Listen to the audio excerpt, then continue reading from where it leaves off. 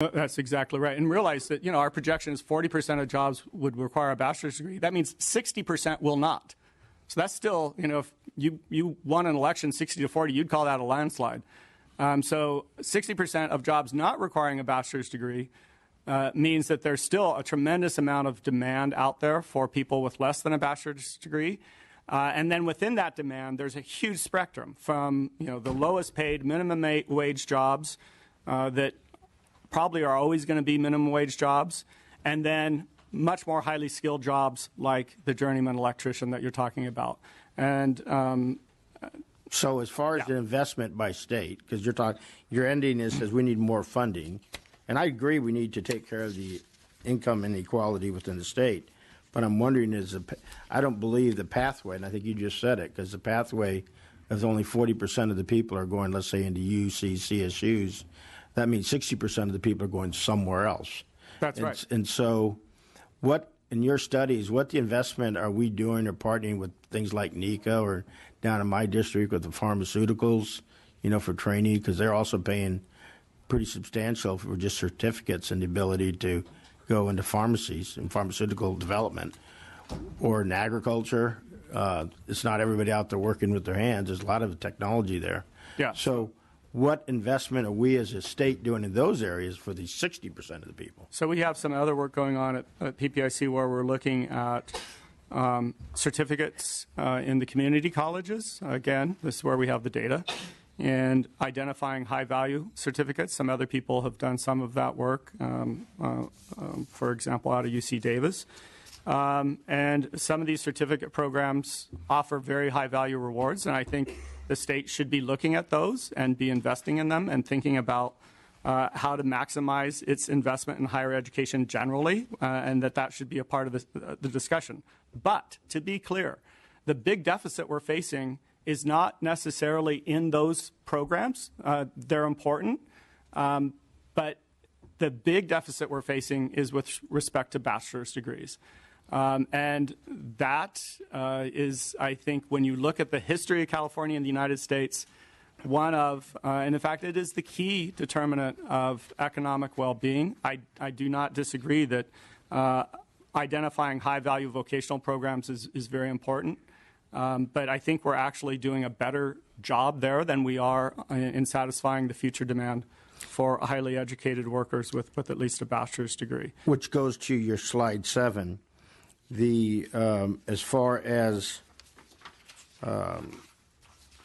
graduation rates coming through, slide 7, no, let's Slide see. 6. Yes, slide. This one to show that you had a higher success rate of the UCs, there's UCs there are, the numbers. Sorry, so that's going to be 8. slide 8. Yeah, the UCs, where they've got an 84% versus a 57%.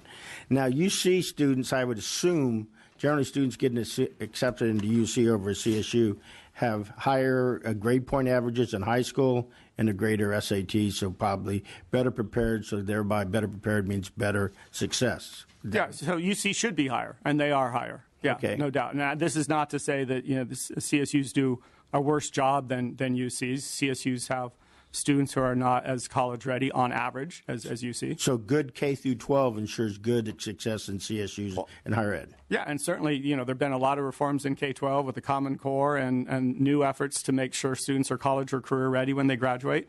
If those reforms are successful, then we would expect to see improvements in A through G completion, which we've already been seeing even before these new reforms have been introduced. And so when with these new reforms have been introduced, do you see a glide slope changing then because we're doing a better job in K through 12, which would then be better? I think the reforms are too new yet to know how much of a... When should we expect those? When should we be able to expect to see the impact of those decisions? So the Common Core is fairly new, and so students who have been exposed to the Common Core would, the ones who would be fully exposed to it, if you're going to go all the way back to kindergarten, would be way back when. But I would say certainly thinking about ninth graders today and then following them through their next 4 years would be a very good measure. So that means, not for another 4 years would we see what happened to the people who started high school today, and then under the Common Core, what happened with them in terms of A through G completion.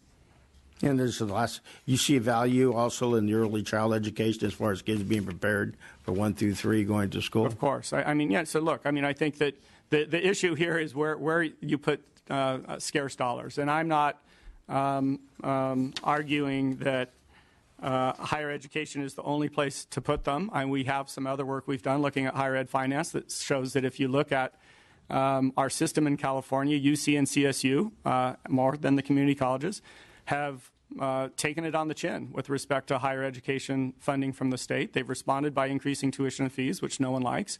That's the history of California's higher education funding over the last 10 years. There's no debate about that. The numbers are quite clear. There's a debate about efficiencies, how to do things better, how to move forward from where we are right now. But I think that the alternative competing budget issues that you guys face are tough, and I don't disagree with that. But I would say that when we look at the long-term success of California, unless we are visionary like we were in 1960 with the master plan, we face a future that will be less economically rewarding for people and less wealthy in all components of that word. I think what you said is really key, because you're exactly right. And all of us are going to be up here for 8 years, and it's going to be on us to make the right decisions to see this generational shift. So I think our continued investment in early child education, what we're doing in the K through 12 is going to see these rates go up because we're going to have better prepared children. Also with the understanding, though, that 60% of the people are going to go somewhere anyway in another occupation, which isn't bad. So thank you. Thank you. Certainly a lot to touch on there. And I just wanted to focus on three things, but really follow up with you, Mr. Chavez, and whether it's the 60% going to non-professional but careers that need blue-collar type jobs, those require more training, whether it's an apprentice program, a community college, a vocational program. That's the other report says we need 1 million more graduates. The other one says we need 2 million more people with some type of degree plus high school or some type of training. There's three issues that I wanted to touch on, and one is that I think this is the second time that I've heard this, and so now it's just crystal clear. If you look at the chart on page 5, not to point out, or actually page 6, not to point out one race, ethnicity versus the other, but the number, it is what it is. And so if you look at the age, we can't probably get a lot higher output from the Asian population in high school as far as A through G, getting ready for college. Caucasian, you certainly could.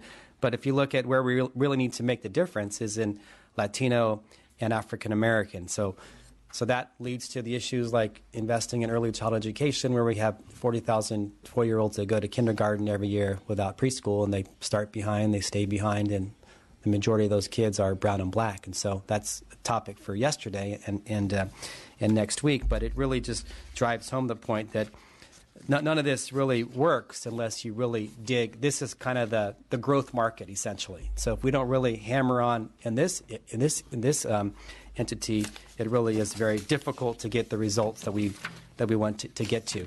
And also I want to note that we didn't have them on the panel, but to the extent that we have the UC and CSU come up here at their next presentation, if you could touch on maybe some of the things that you've heard right now would certainly be helpful.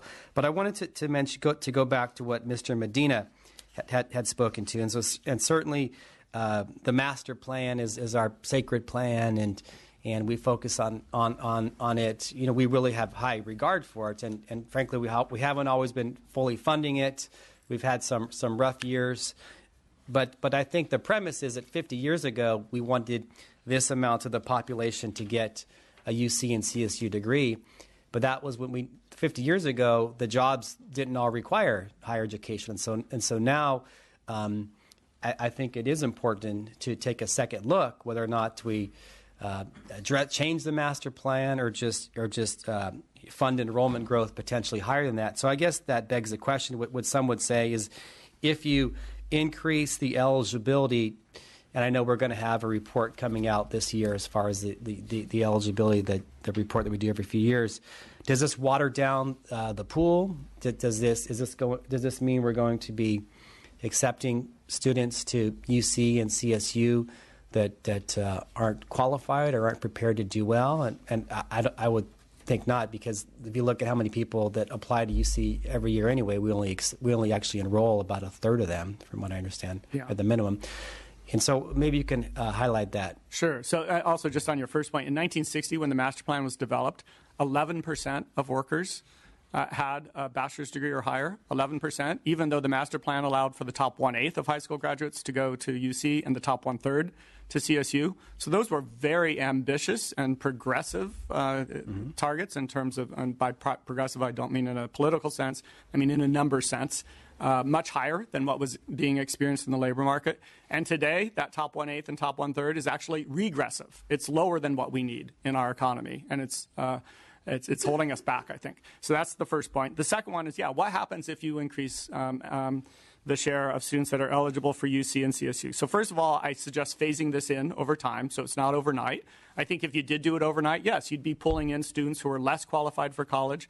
UC doesn't have a huge problem or issue with remediation right now, so it's not clear how far down the pool you could go where you'd start to see that occur. But I think a 17.5% goal is certainly plausible, and we'd have to do more work to figure out what that would mean in terms of whether any of those students would need remediation. I don't think it would be a big issue. For CSU going to the top 40%, they already do have some issues with remediation. As I said, they've been very successful in that.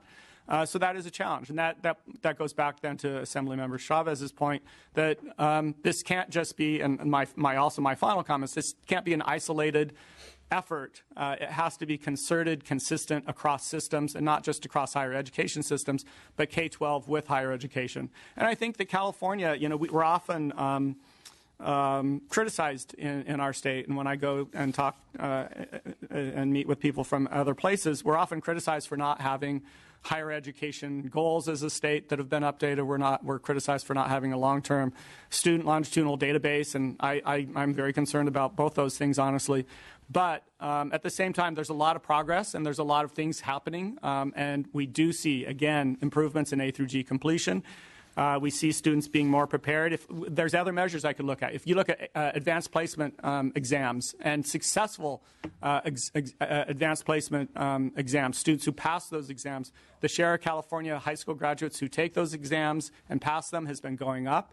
And we're one of the top states in the nation in terms of the share of high school graduates that take advanced placement exams and pass them. And this is occurring among a diverse high school population. So I think that is one of the success stories that has already been occurring.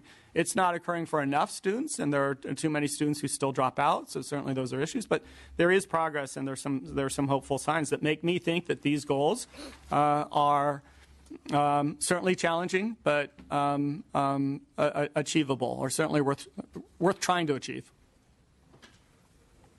Okay. And then our last question, which leads, frankly, to our next topic, is funding the segments and funding enrollment growth.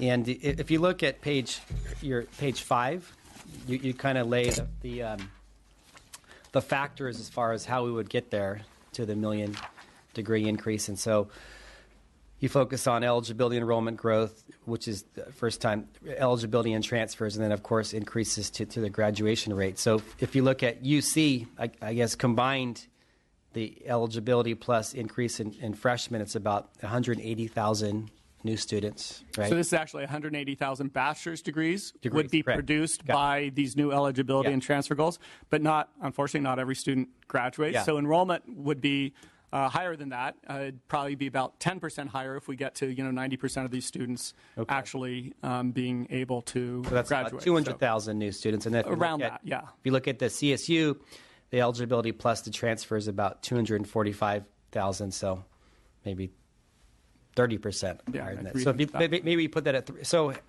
I guess the question is, how many more slots do we need to fund each year? This is a 15-year plan, so divided by 15, and then is that kind of how you would do it if you were king for the day? That's the back of the envelope way to do it. It's not a wrong way to do it.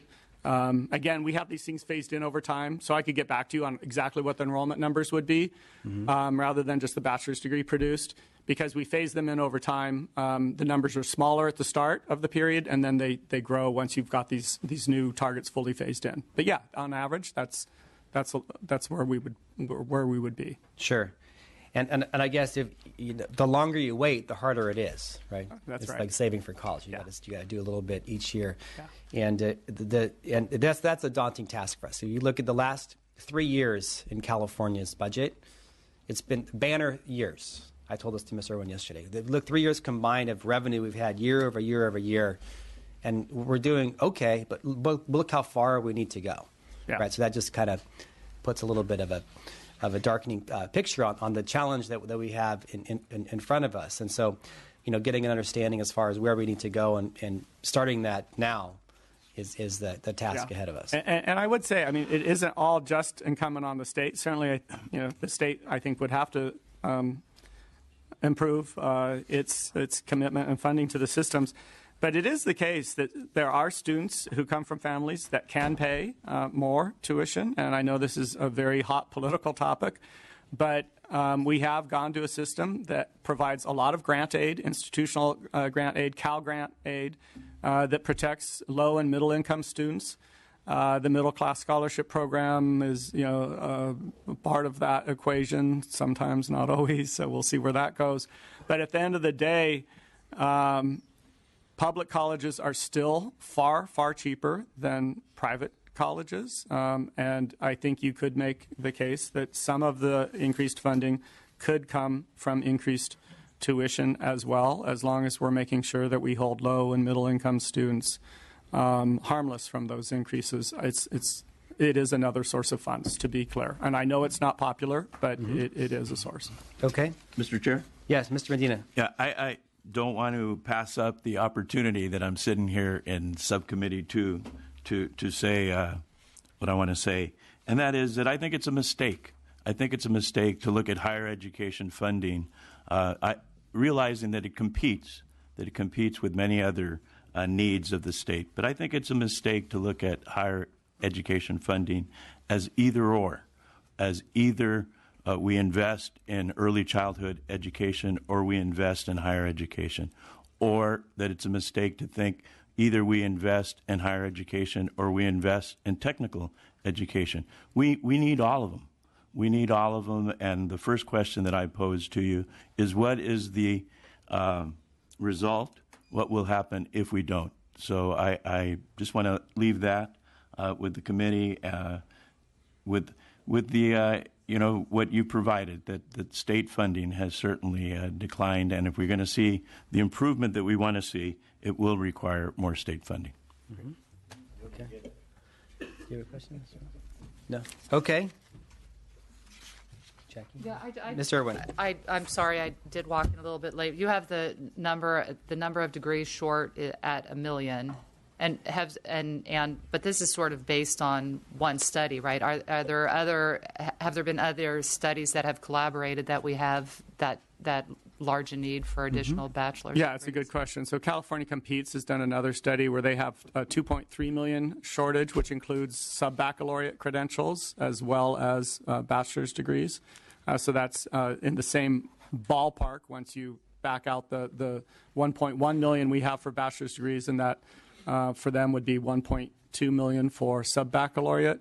There are a lot of other states that have established goals for higher education production and attainment goals that are consistent, or in some cases more ambitious. Oregon has a 40% goal by, I think, 2025.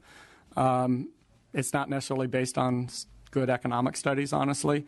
But then there's been some good work done nationally out of Georgetown that has looked at the U.S. economy and the demand for more highly educated labor, and our findings very strongly coincide with theirs, and realize that those projections we did were based on the economy side, were based on what's been happening historically within occupations, and then projections of occupations done by the Bureau of Labor Statistics for the United States, and they do those for every state. EDD also does occupational projections, and all of our work is informed by and consistent with what they show. And again, it's not a surprise when you look at the history of California. The growth of high education sectors of our economy has consistently been stronger during boom times, and during bust times, during most bust times, the declines in higher education, highly educated workers have been less than for other workers. So this is the long-standing trend that we've been seeing in our economy. So if you think the past is a good prediction of history, as well as other people's projections, you'd say we're on pretty good ground. But yeah, it is a projection at the end of the day. And if we don't act, which is part of our message and part of what Assemblymember Medina was talking about, we won't have 40% of our jobs with workers with a college degree. And I do apologize if you had covered that before. One other question with that number: how do the demographics of California look? Because in a lot of communities we see a declining birth rate and elementary schools closing. So, how does this number play into what you see as the demographic trends? Yeah, so the baseline scenario, which is our slide 2, which is the orange line, shows very little growth in the number of bachelor's degrees, and that's really driven by the demography of our state, which is we are not going to see a big increase in young adults. The number of high school graduates, according to the Department of Finance, is going to be fairly flat. And so gains that we're going to see in college enrollment and completion have to come from an increasing share of that population going to and graduating from college. And as I showed, there's some good trends happening with respect to A through G completion of high school graduates. And the demand we know is there. The number of students applying to and wanting to go to college is phenomenal. We do surveys of Californians, and it's no surprise, virtually every parent wants their child to go to college. What's interesting to us, we have a question we ask, do you think a bachelor's degree is necessary for success in today's workforce? And, you could argue maybe the right answer is no, but I think many people interpret that more as kind of a general question. And Latinos are much more likely to say that it is a requirement for success than whites, for example. So there's a strong interest and awareness of the importance of higher education among our fastest growing population. All right. Thank you. Okay. Thank you. This helps guide us through the rest of the work today and, frankly, in the future. With that, we'll bring up the University of California to give us, and Department of Finance to talk about the May revised proposals.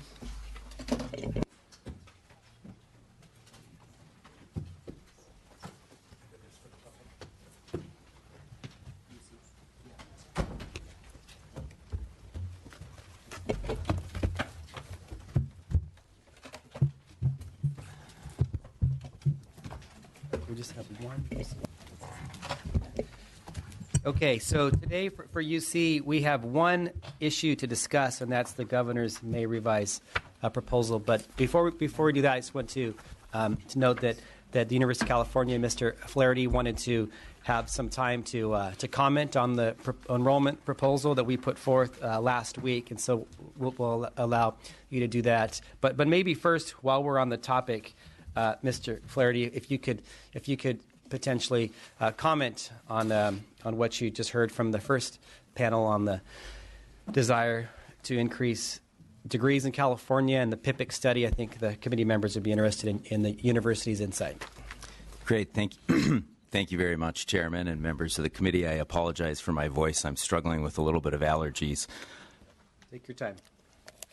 Thank you. And I'm happy to comment a little bit on the presentation from the Public Policy Institute of California. I think it aligns very well with some of the discussions that we had last week, and I thank you very much for offering the opportunity to provide a few comments, and I will be brief. So on page 5 of the Public Policy Institute of California report, you'll notice that the slide titled "Completion is the single most important factor." So we absolutely agree with that statement, and one of the things I just wanted to highlight right off of the bat is that the two bottom factors, the increases due to transfer target and the increase due to graduation rate target, would continue the university on a trajectory that we're already moving towards. So we see that we're well aligned in that regard. And just this last year, our admissions data for an increase in enrollment of 5,050 and our targets for enrollment indicate an increase in transfer. So that's something that we very much are looking to do. We approximately, of the 5,050 new enrollments that we're planning for, nearly 2,000 are set to be transfer students. So that's something that we wanted to highlight. Also, in the increases due to graduation rates, over the past 10 years, since before, a little bit more than 10 years actually, since before the Great Recession, we have seen a relatively sharp increase in the four-year graduation rates at the university, from right around 50% up to 66%. And we're seeing gradual and steady improvement there as well. So those two things absolutely impact the total increases in degrees awarded, because, as was mentioned by Mr. Johnson, degrees and enrollment are not the same thing. So to the degree that we're getting completion, that gap is closed between the degrees and the amount of persons awarded. And then as far as increases due to eligibility target, of course, the eligibility study will be forthcoming, and I think that'll be very helpful in sort of assessing where we are right now. We acknowledge that the original master plan way back in the 1960s does have that 12.5% rate. We estimate that we're in excess, our eligibility requirements are in excess of that by a percentage point, maybe a little bit more. But it'll be helpful to have the eligibility study to sort of peg where we think we are with respect to that. The other thing that I think would be important to mention, and this sort of segues into some of the other comments, I think probably from our perspective and being a budget representative, the issue around resources is a very real and important one. We absolutely think that the university's mission, which includes doctoral degrees and graduate education, plays a role in all of the segments being able to expand enrollment and award more degrees. So about 1/4, a little bit more, of the professors that teach at UC and CSU achieve their doctoral degrees from the University of California. So that's a very significant amount, and something obviously that we'll need to attend to as we grow enrollment in the future to ensure that we have ladder rank faculty at our CSU and UC and the community colleges as well. So that's one factor. The other factor related to resources and graduate enrollment would be ensuring that we have resources for students that are currently enrolled or that would be enrolled under this plan, to ensure that they have sufficient teaching assistants and faculty so that we're not damaging those factors where we've made progress, that being time to degree and graduation rates. So graduation rates, time to degree undoubtedly are impacted by course availability, which means you need sufficient faculty and you need sufficient teaching assistants to ensure timely graduation. So that's just a few initial comments. I would also add that the issue of facilities is a very real one. And it's not just state eligible facilities. The university and CSU have not had a public higher education bond since 2006. And for a while there with facilities, we were receiving funding from bond funding from about every 2 years for the decade or so prior to that. So it is a long time to go without a bond, and we understand the state has had very significant challenges. We are in the midst at the university of expanding housing. We hope to include housing by a total of, expand housing by a total of 20,000 beds. That includes graduate and family housing, but increasing by about 14,000 student beds, so individual student beds by 2020. So that's a very, very ambitious goal right there, and it does take up a lot of our debt capacity for facilities. So ensuring that we have safe and well-designed and well-resourced classrooms and laboratories is also an essential piece of this growth scenario. Okay. One quick question for you. The eligibility study, I think in the last couple of decades, it's always come back that UC thinks it's about a percentage to percentage point above the 12.5, something like that, right?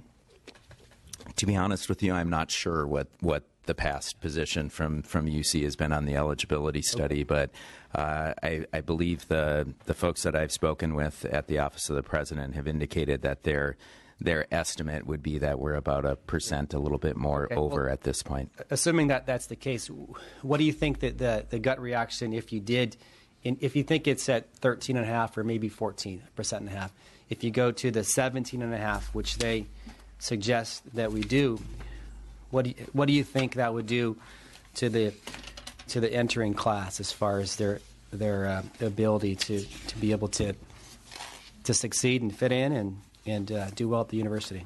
So I think going up to 17.5% would undoubtedly be a large influx in enrollment. And so there absolutely needs to be the resources to support those students when they arrive. So we've discussed before, and we would like to maintain a state investment of $10,000 per student for enrollment growth funding. That is something that came up in the hearing last week on May 10th. That's just a negotiated rate that we've relied upon with the state in the past. And we absolutely think our students are worth that $10,000 investment, partially for some of the reasons that Mr. Johnson already mentioned earlier, in that the return back to the state, whether it be for tax income or whether it be for the social and cultural and economic vitality of the state, is many, many times over that. So we really do think that any plan that would supplant what has been state support for enrollment growth by using other sources would be misguided. So with respect to the amount and the number itself, I would have to defer to our folks in the Academic Senate and our policy people. It's just a little bit out of my league when it comes to budgeting to know. It just does appear that it would be a very, very significant enrollment growth scenario. One follow-up question for you. My understanding is that last year UC said they had as well a banner year of people applying to the university, and you had over 100,000 people that you kind of give the thumbs up to, but you only enrolled 32,000. So that's under the current eligibility. So you could have a great increase in enrollment not by changing the eligibility, but just by enrolling more of the people that you gave the initial green light to, right? I think we refer to that as the take rate, the amount of students who actually accept the offer of admission, which is different than the eligibility standards established by the master plan. So you said, yes, you can come to UC to 100,000 people, and then only 32,000 people said, we'll go. So the applications are different than the offers of admissions. And I think what you're referencing are the applications. And then the offers of admissions were about 8% higher this year for fall freshmen than for last year. So more admissions offers were made. And then the amount that actually file a statement of intent to register, to enroll, and then later enroll, of course, that's the yield. That's the amount that actually show up. So sort of different things and easy to confuse the nomenclature. Okay. Well, we won't confuse people anymore. So, okay. Before we get to the finance proposal, you somewhat alluded to it already, but we want to give the university a chance to opine on the proposal that was adopted unanimously last week for UC enrollment. Sure, and I just want to state, first of all, thank you for the opportunity to just provide a few comments. And as you noted, they're sort of related to what I've touched on already with Mr. Johnson's presentation. Certainly the issue of facilities, the issue of graduate enrollment growth, and ensuring we have sufficient resources there. I also just wanted to indicate that the university very much looks towards partnering to grow enrollment. And so we commend the Assembly and the subcommittee for taking forth bold action. It's not the action that we would have preferred in this instance. We do have a plan for growing enrollment by an additional 2,500 students in 17-18 and again in 18-19. So that would be a total of 10,000 students overall over this 3 or 4 year period, actually, because the 2015 Budget Act sets a base year of 14-15. So that kind of trajectory with the 2,500 growth we think is more manageable and sustainable and will allow us to catch up with the other types of enrollment that we need for teaching assistants and to ensure our faculty are supported. It allows us to catch up with facilities and some of these things that are currently under-resourced. So I just wanted to take the opportunity to be clear that we appreciate and understand where the drive for enrollment growth is coming from. We also want to grow enrollment. We do want to make sure that a state share in our view, should remain at $10,000 per student. Our students do pay significantly more than that in tuition for those that do pay tuition. And the total cost of attendance is something that's also a major factor to be taken into consideration. So we would really appreciate state support at that level moving forward. Okay. And there's one thing that you alluded to in the last comment is you felt that it was, you said, ill-advised or unwise, some descriptive term, for us to be redirecting monies in other academic programs to fund enrollment. And as we noted in the audit, there were things like having a centralized travel program and buying cheaper tickets. You could save $10 million, or making some adjustments at the Office of the President, or some research programs getting more federal and private money. And so I'm not sure how making those changes to come up with, let's say, $20 million in year one would negatively impact the undergraduate experience. I'm at a loss there. So the point we're trying to make with expenditures of core funds, of our state general funds and of tuition dollars, is that we absolutely think we have all of these other needs, whether they be deferred maintenance or capital renewal. Maybe it's academic preparation. It could be additional financial aid, other types of programs, support for teaching assistants and graduate students. These are things that the university has identified as needs that we have currently. Upgrades to classrooms for library materials and technology. These are things that we currently have a need for, and we think that keeping the state investment where it is in, I sort of described it as the state's wheelhouse, which is enrollment growth of Californians, and addressing these other issues where we would be happy to explore which programs and research are currently receiving state general fund monies that are no longer a priority of the legislature, and see if there might be other options for us to try and find other funding sources to continue those programs. If there's something that makes sense to completely discontinue, if there are efficiencies that can be made through the travel program, for instance, through the Connexus program, we absolutely want to partner to maximize alternative revenue sources and savings, because we know we need those money. We don't think it should necessarily, however, be going over to enrollment growth, supplanting what has traditionally been a state responsibility and what we would support. Lots of calls on $1 saved. Fair enough. We hear your side of the story. Questions or comments? Okay. We'll now go to the finance proposal. One proposal for the UC, the A through G Success Initiative.